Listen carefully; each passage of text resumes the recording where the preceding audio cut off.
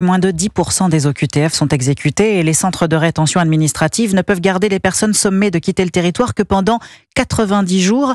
Hier, les Républicains ont déposé une proposition de loi pour allonger jusqu'à 210 jours les délais de rétention des personnes sous OQTF en centre administratif. Alors ces centres, les fameux CRA, il en existe une trentaine en France qui représentent seulement 1900 places au total. Et très peu de moyens pour renvoyer des étrangers chez eux. La police aux frontières doit s'organiser avec les compagnies aériennes classiques pour voyager comme vous et moi, ou bien alors utiliser le seul petit avion qu'elle possède, ce qui rend les choses encore plus compliquées. Reportage Jean-Luc Boujon.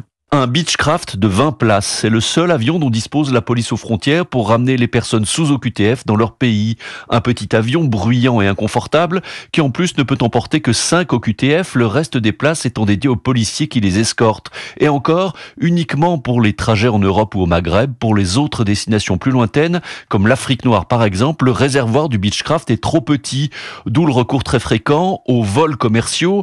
Mais là, le risque, c'est l'esclandre dans l'avion provoqué par la personne sous OQTF pour éviter le départ, explique Cédric Cast du syndicat Unité de la police aux frontières. Elle sait que si elle est violente, si elle blesse un fonctionnaire de police, ce sera judiciarisé, donc elle restera en France. Donc son but premier va d'abord de se blesser elle-même ou de blesser un de mes collègues. Une fois à bord, si elle voit que elle n'a pas la possibilité, elle va effectivement faire du bruit, ameuter le plus de monde possible dans l'avion et créer le plus gros trouble pour se faire débarquer. Parce que souvent, ils savent, plus ils feront de troubles et plus il y a de grandes chances que le commandant de bord puisse le débarquer pour des raisons de sécurité. Une technique qui, de l'avis des policiers, est de plus en plus souvent conseillée aux OQTF par les associations elles-mêmes. Jean-Luc Boujon, correspondant d'Europe 1 à Lyon.